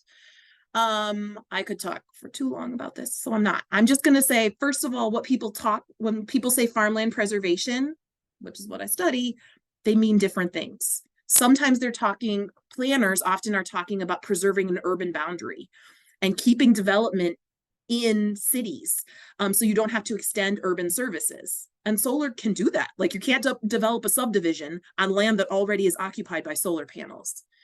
Very often, farmland preservation programs are funded by folks who want to preserve a rural vista, which is not always the same, which sometimes is the same as habitat, but not necessarily. And sometimes is not compatible with farmer livelihoods or actually growing food. Some folks who are really into farmland preservation don't necessarily think about the farmer that has to make a living, right? And so these last two, I think, are the trickiest ones, and I'm happy to talk more about some ongoing research that we have on this. Okay, but to the purpose of talking about zoning and planning, I would say I'm a planner. Your zoning should be based on a plan. So I think it's really important to think about how renewable energy fits with long-term plans. It is a land use, yes, that can take up space. So you need to think about what your land use plan is, but also what is your plan for local economic development? Because I would suggest that renewable energy can provide a huge economic opportunity to rural places. Also, depending on the persuasion of your location, like this may be your opportunity for climate action. In many of the communities that I work in, that is not a motivator, but in some it is. And amongst this group, I thought I would bring it up. The second thing that you should think about in your planning is what sort of renewable energy, at which scale, and in which part of your community. So I would say wind and solar play differently in terms of their impacts on land use and kind of the how they factor into being able to still farm the land. Again, agrivoltaics aside. I would also say that on-site use renewables are typically uncontroversial, but in some places there are kind of unreasonable requirements put there. And then I think also in that conversation, you should ought to think about what sort of co-benefits you want to see in terms of community payments or ownership stake in the project, access to the site, public access to the site, and habitat or dual use. Like, under what terms does it make sense for your community to host energy infrastructure? And then the next step is to make your zoning match your plan. Specifics matter, like the actual whether or not it's allowed in the zone that where you are imagining the solar farm to go matters. I would suggest to communities you are unlikely to satisfy everyone, especially when we're talking about renewables at a very large scale. I would also tell them that sometimes people want to like average setback distances of what the people who want the solar farm and the people who don't want the solar farm want. That's going to satisfy no one. Like, you have to be thinking about what is our, like, where does it fit? But I also would suggest it doesn't have to be all or nothing. You know, you don't have to say no to everything, but you also don't have to open up the entirety of your community in your zoning for renewables. I think that what's really important in your zoning is that you make sure that you write down the things that you care about, so that no matter what developer comes in the door, you're getting the things that you care about. In Michigan, we have a sample ordinance. I have it printed out. Oh no, it's being eaten by the background, whatever. I got it in hard copy too, that we put together with Michigan State Extension. And the first half of it is kind of what communities ought to know about solar. And the second half of it is a fill in the blank zoning template. We don't fill in the blank. We effectively say, very often we say, well, how you fill in the blank should depend on what kind of setback distances you have for other land uses. Like, I'm pretty adamant that we don't pick on solar unnecessarily. Like, and so kind of being consistent with how you treat other land uses is important. It covers the normal things like setbacks and noise and ground cover. And importantly though, sometimes we don't want it to be dirt. We want it to be soil, right? Underneath the panels. Sometimes people will suggest a ground cover requirement because they want there to be life underneath the panels, but a perennial ground cover requirement may mean that you can't do agrivoltaics. And so anyway, I'm really proud of the ground cover requirements that are in here. So you might want to check those out. It requires the developer to, at the very minimum, have some ecological value to what they're putting in there, but kind of allowing for grazing, allowing for pollinator habitat, and allowing actually for agrivoltaics. So, and then it's really important that that zoning or kind of the land use plans include decommissioning provisions. not just the provisions itself to make sure that the equipment gets taken down so it's not rusting on the landscape, but also that there's a financial guarantee and that we periodically review this, in part thinking about recycling, kind of going back to what Gary was talking about, like for the end of its life. Like, we don't know what the market for used solar panels is going to be right now. They may be there for 35 years. It's hard to imagine what the future is. And so making sure that you're periodically reviewing kind of how much money you have available. I got 3 more slides, I think, that are more philosophical, I would suggest. One is some real talk about community benefits. For the planners among you, if you haven't read it, read Neighborhood Defenders. There is zero mention of energy in Neighborhood Defenders, but it is all about housing in Metro Boston. And the point that it makes is that many stipulations that we require in zoning for anything come at a cost, especially a cost to development, especially when added after the fact. And that lots of well-intended stipulations effectively have the impact of pricing a project out. I think what's really important in the kind of renewable space is that we're trying to find a balance of what's reasonable. And I would suggest that community members are often at a disadvantage here because they don't have any idea what the project can handle. There's, especially now with federal tax credits, there is a lot of money in renewable energy development. I don't think it is being shared necessarily with the community, but it's difficult, but we don't know. And I would also say that different scales of projects in different locations have different amounts of profit in there, that some of which ought to be shared with the community. But I think that, again, this information asymmetry is tricky. I also want to put this, I took in my class a lot about energy justice. And on the one hand here, slow deployment of renewables is perpetuating fossil fuel burning and the injustices that come along with that. And I want to acknowledge that the bads of renewables are not nearly as dire as the bads of fossil fuels. On the other hand, my students have taught me this, there should be no green halos for renewables. Like, every energy source has local impacts and impacts along the supply chain, right? And so, like, we need to think about that whole, the entire supply chain. And we don't want to just be swapping one injustice that has come with fossil fuel development for another. So very often in the space of energy justice, we think about distributional justice and the importance of communities having ownership in a project. That is rarely on the table for many utility scale projects. Like, they are not planning to have this be community owned. And in some states, there is no requirement forcing kind of community ownership stake. Also, like, there are few local jobs and so few direct benefits. I should also mention that, particularly when we're talking about a large scale, it is very often the largest landowners in a community who have the space, who have the thousands of acres, who will benefit the most.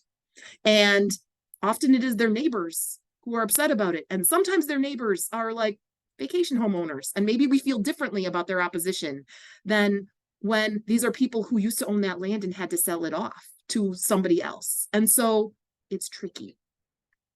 If you haven't read it, I really recommend Revolutionary Power by Dr. Shalonda Baker. She's currently at the Department of Energy and she heads up their energy justice work. But in it, she talks about climate fundamentalism, which is a narrow focus on advancing climate and energy policy while failing to account for justice concerns or deliberately delaying justice concerns. This is the idea that clean energy can replicate and reinforce structural inequality. And if we don't change utility business models, like, it's just perpetuating that. And let's not let urgency to address climate change mask the fact that, like, there are justice considerations. This is my last slide. Okay. So in terms of the next frontier, I think the things that make this complicated and fun and amazing, and why it's great that there are so many students interested in this, is we really need to think about how we're navigating trade-offs about who gets to choose what happens in communities. Is it kind of a technocratic version of planning where we determine what are the best places for wind and solar and say, this is where they shall be? Or is it a participatory planning process? Similarly, how do we tease out just versus unjust opposition? How do we navigate the trade-offs? Like, should there be some landscapes that are entirely off limits? How do we put climate change and addressing that in perspective of the other goals that we have? There are local burdens, or there can be local burdens. Like, how do but global benefits. So how do you weigh that? I think my suggestion to both of these things is that policies that help get communities to yes on their own terms, that help them imagine their futures and what they want to see is the way that we do this justly. But there's a lot of efforts right now to effectively say, no, there is an urgent problem and we just need to take renewable energy in whatever form it can come to our community. Finally, the thing that I would leave you with, especially as we're thinking about lithium and other new technologies, is how do we handle new technologies?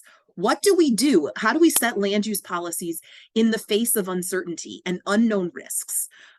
Right now, we can go to communities and talk about what we know happens, and the research that's happening on Byron's farm, right, is helping us understand like what can grow underneath solar panels, like what are the ecological benefits. But for a brand new technology, we may not have that.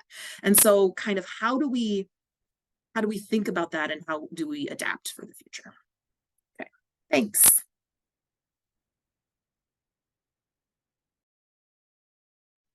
Thank you, Sarah. I took thousands of notes. I'm completely fired up. Very energetic, and also really great information. I mean, I have a lot of questions, but the official order is now that our student moderators who prepared a couple of questions are taken over, and the stage is now also opened for everyone to participate.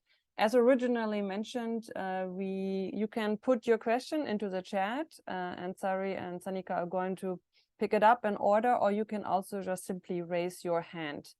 I'm handing over the baton to, I think, Sari, who is going to start with the first questions to get everything going.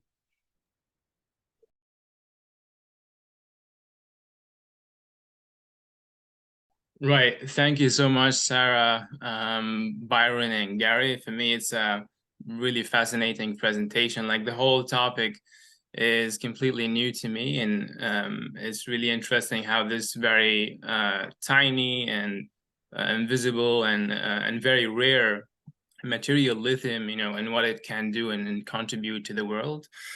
I was particularly interested in the social cultural side.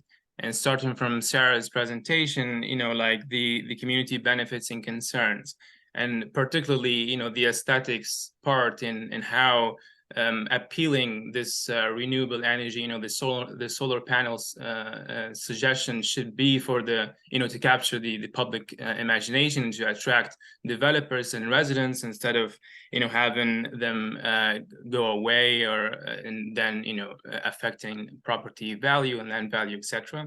And then connecting this to Byron's presentation, where it was like amazing how it's the events and the activities in the learning center, how it's making these like the solar panels and the agrivoltaic condition like almost sensual, and it seemed to me like I was interested in like imagining how it could be as a social media promotional campaign, or maybe a Coca-Cola campaign or something, with the photography, with the artistic activities, which is really, I think, gives the core effect, which is to capture the public's attraction and imagination. And then this, I was interested in linking it to Gary's point, where I was particularly wondering, like, in between 2015 and between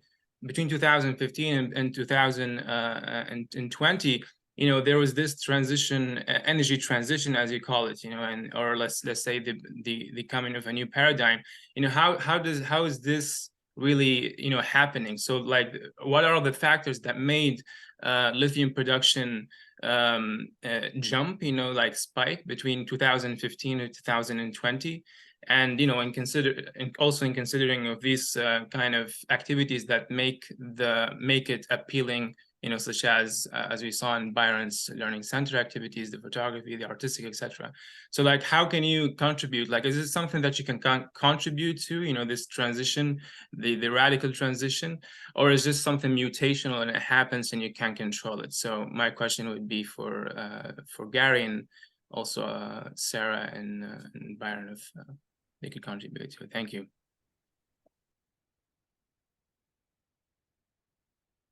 Did you want to start, Gary, or do you want me to jump in? I mean, I think the only thing as far as the big jump, I didn't have a slide that showed like electric vehicle sales, but in a large part you'll see that they're correlated. And so, a lot of what the impetus for the jump is really that the battery manufacturers need that many more batteries, and then in order to do that, they have to buy the battery grade lithium, and then the lithium suppliers will ramp up their production to kind of meet that need. As far as participation in it, I think it's like a lot of these big scaled chemical technologies. In a lot of cases, there's a relatively smaller number of players that are largely involved, that are sort of like scaling up a lot of the production that you see. You can look it up, who the big battery producers are, who the big lithium producers are. I mean, in my own research group, we look into some alternative production sources, things like geothermal streams that are otherwise re-injected into wells and things of that nature. I think that could be really interesting in terms of trying to diversify the resources that are out there, and there are other sources as well. But at least but I'm more on the like technical research side. That's the way that I think about the participation, but I'll open it up to others that are have other thoughts. One of the things that I think of as in aesthetics is about vegetative screening around solar farms. Very commonly in a zoning ordinance, it'll require some kind of like tree planting. And when we are talking about, and to make sure that nobody sees the solar panels, it's like a solid mass, certainly along the road, but sometimes along the sides. Very often it ends up being like monoculture, which, first of all, when it's first planted, it doesn't do much in terms of screening. And then when it grows up, if especially in zoning ordinances that require minimal spacing, it's like a solid wall of evergreens, which I also don't know that fits in. I am not a designer, like by any means, but I think that we haven't really. I've been to a couple presentations where they suggest that there is more enlightened ways to think about how to how to vary vegetation to actually not draw your attention to it, to have an aesthetic improvement maybe along the road, and to get you to pay attention to the trees rather than to kind of what's behind it. And the other small part of this is I already told you I don't like barbed wire. At least Midwest rural doesn't usually have barbed wire in it. It also doesn't have chain link fence. And so actually, I think it's a positive here that kind of what we call field fence, or we call it deer fence, even though deer do sometimes jump over it, is often used because that's more in keeping with the kind of aesthetic. And it happens to be cheaper. So that is a win-win there. There are a couple of questions in the chat. Sorry, do you maybe want to bring them up? Yeah. So Yung Yang says, thank you for your talk. I'm curious about your opinions on how the new technologies of battery reuse will influence the industry in both political aspect and urban design or planning aspect. Thank you for your answer in advance. Yeah, it's an interesting question. It's a little bit outside of the scope of things that I normally think about, but I mean, if you think of like with lead acid batteries, it's not really as significant from, I don't know, like the urban design planning side of things. I mean, it's usually sort of incorporated into, or at least not that I think of, maybe, I know this is maybe the wrong audience to say that, but I think of it as like, you go to the battery center, or the or like the auto mechanic shop, and they have it incorporated into their processes. And then there are, of course, larger scale collection centers. I don't know that I ever see them on a regular basis, but they do exist, and there's a whole infrastructure for moving those along. So one has to imagine that's something of that infrastructure, and actually larger, because the batteries are going to be a lot larger, is going to have to take place for electric vehicle batteries if they're going to be successfully recycled. And so, yeah, I mean, what does that infrastructure look like? What do those where are those places? How are they, located and used? It's an interesting question that I don't really know an answer for. But yeah, it's a good one. All right, so we have another question by Ammon. It says, Gary, given your work with lithium ion battery recycling, what do you foresee with recycling of solar panels? Could there be similar pros and cons? Yeah, I'm not as much of an expert on solar panel recycling. I know that's something that has shown up in the broader, like, critical materials recycling literature that I've seen. It is a tricky, maybe in some cases even potentially trickier, in that high purity silicon is obviously has some value, but the raw input materials, if you were to break them down, are really intrinsically a lot lower. So there can be some challenges there on reprocessing, but there are existing places that are repurposing solar panels. And it's also in some ways, there's a similar challenge in that there's a lot of different constituents. I mean, there's that might potentially have value. It just depends on how well you can easily access them. So, I mean, there's silver and lead and all kinds of individual components there, but I don't know enough about the specific reprocessing processes for those systems. All right, and we have another question by Yung Yang. It says, "Thank you, Professor Sarah's for Professor Sarah's share. I wonder how noise is controlled with we applied wind infrastructure to the community.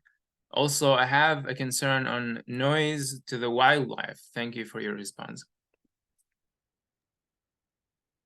So, this is the thing, coming from the wind space, like, people are like, why would you need to think about noise for a solar farm? And some solar farms are very quiet. And even the kind of tracking panels, I love standing under a panel when it tracks. It just does a little tick. It's the inverters. And especially for a larger solar farm, they often have cooling fans to keep them from overheating. And some inverters are very loud and some are not at all.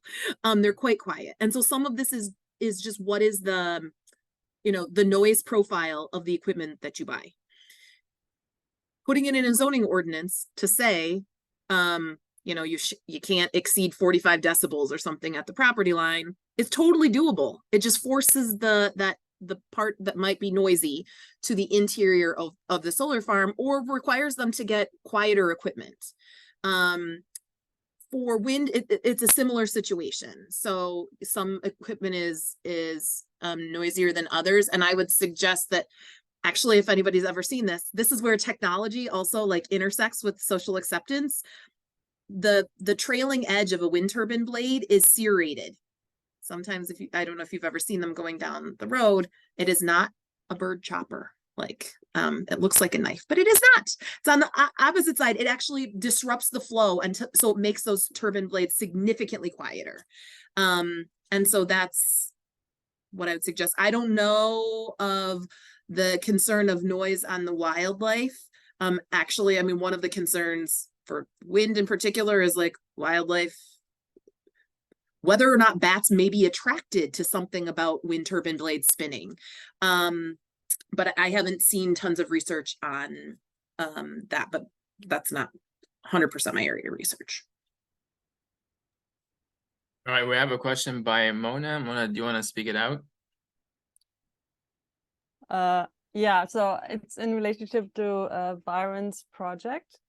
I really find it's a fantastic and successful prototype that you developed here. And I'm interested, after you worked on this for so many years, where do you see other limits? The limits in, for example, scale, or in the financial setup, or in its hybridity?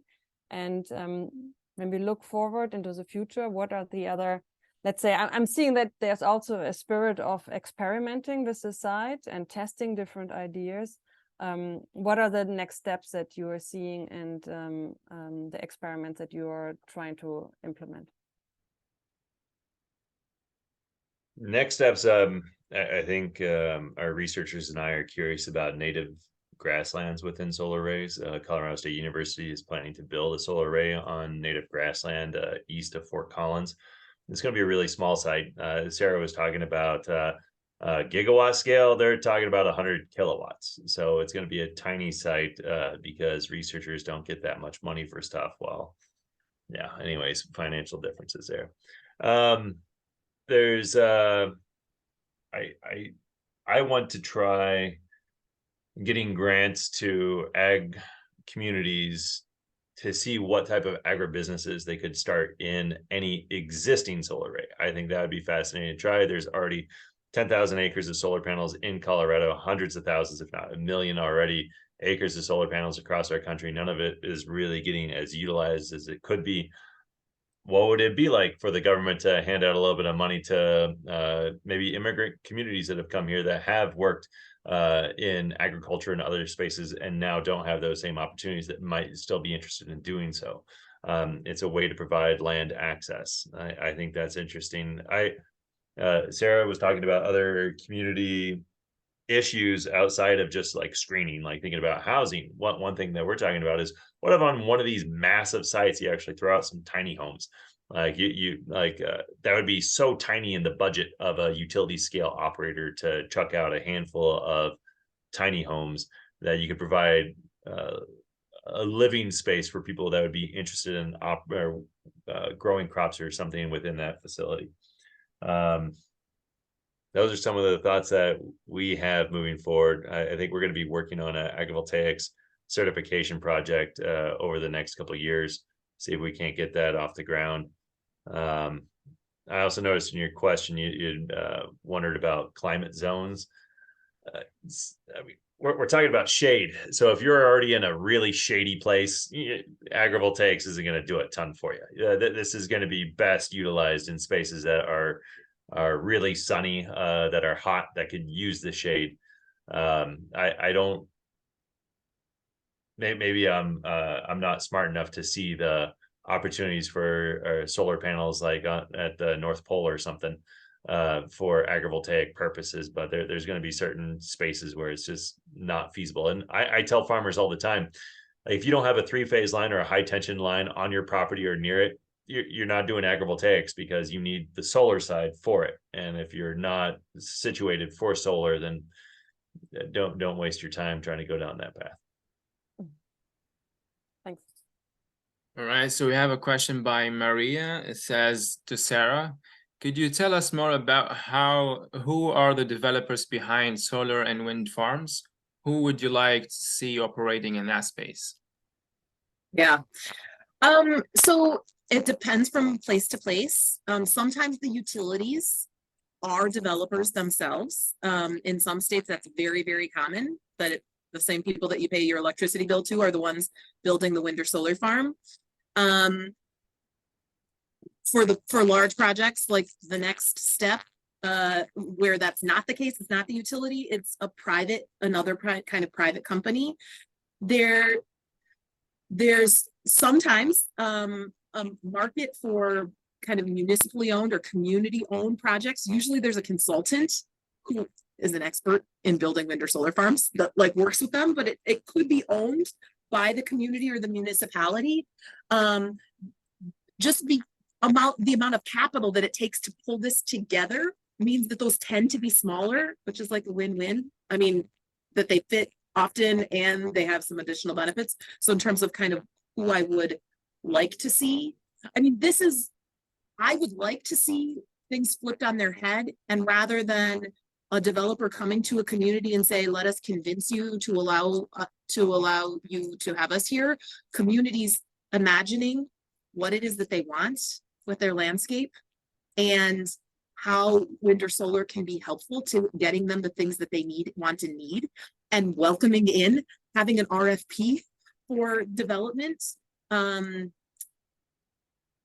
Some early communities have done that. We have some examples of that, but right now there's just so much interest in the market for renewables that it's hard. That communities are often behind the 8 ball, and I've been trying to, again, get them to think about what they want before a developer shows up. Access to infrastructure is one of the things that they need to have, though. Like that's a precursor to any of this. And that's kind of the size of projects that I've been talking about aren't just the 3-phase power on distribution lines for a couple acre, or a couple megawatt site. That's possible. Here, you need to have access to the large transmission lines. All right, so we have a question by Sanika. Sanika, do you want to speak it out? Sure. I had a question in terms of the regulations and policies that are currently existing in terms of clean energy production. How much do they kind of cause a hindrance or help in terms of the process that clean energy production requires, and what are the ways to kind of work around these issues?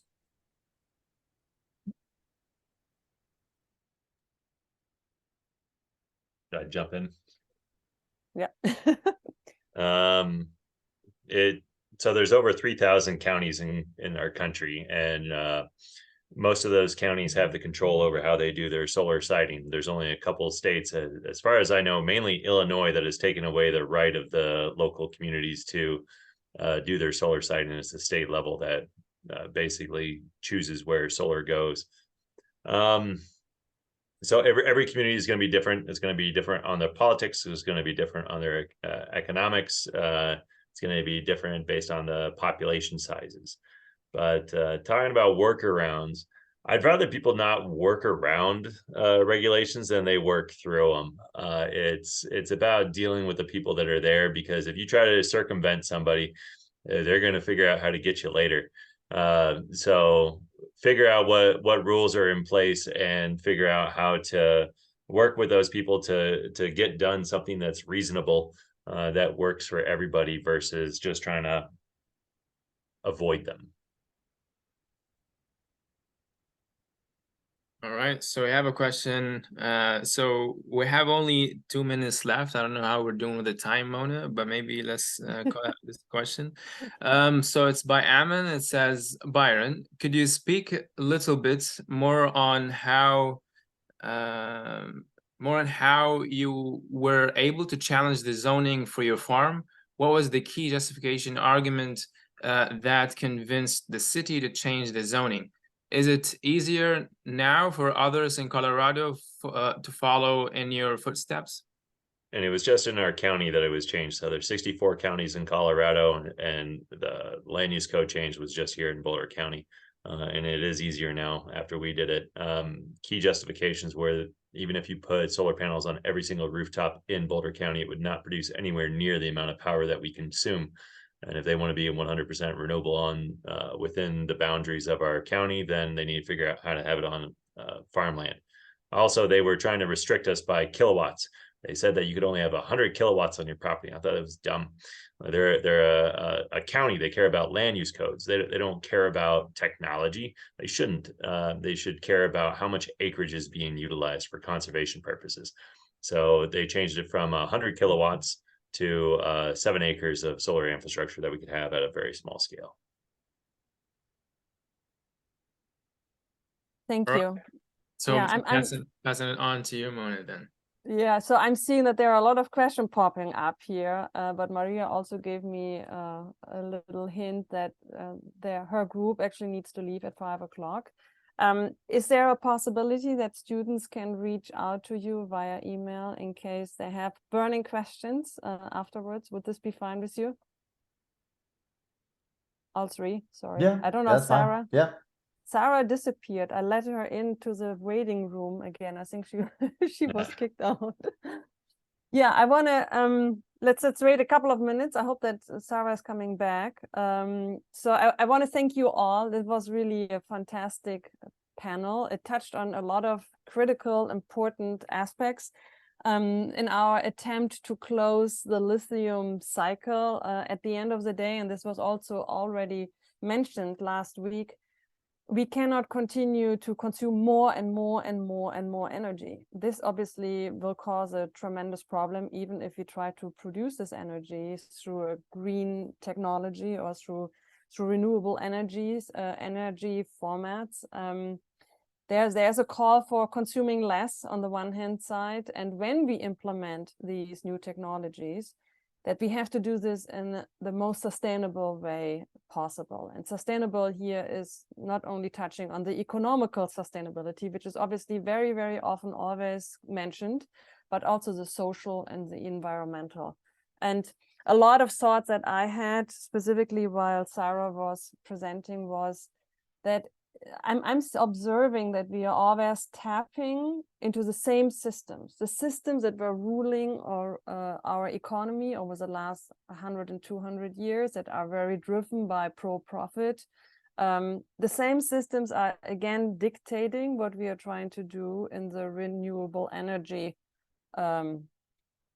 transformation. And obviously, I have not a lot of hope that this will actually bring through true justice and true sustainability. So I find all of these projects that are trying to break the let's just continue as we used to do it in the past, that are trying to break this, are really a great precedent, and we need more and more of these prototypes to test these economies through scales and also for their impact. So hybrid is the way forward, even if it's a little bit messy. And I wish we can write solar ordinances or ordinances in general that are actually requesting these passages. So with this, I want to close our third panel. I want to thank you all, the students as well as the speakers, for today's sessions. And Alejandra has a couple of words just to hint you at the last component of our virtual symposium, which is the keynote. And this is which will still come at the end of October. Alejandra?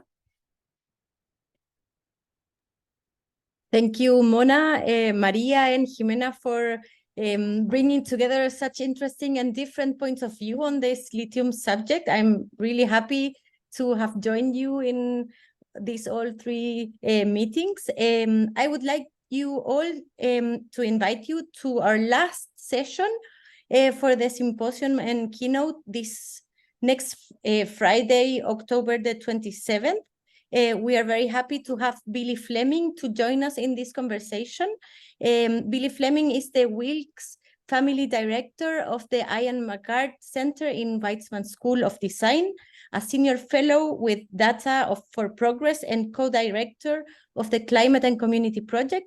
His fellowship with Data on Progress has focused on the built environment impacts of climate change and resulted most prominently in the publication of a low-carbon public housing policy briefs tied to the Green New Deal for Public Housing Act introduced in 2019. So I'm sure it will be a very inspiring presentation to end up this symposium. Thank you. Thank you, Alejandra. Thank you, Mona. Thank you, everybody. Thank you, everyone.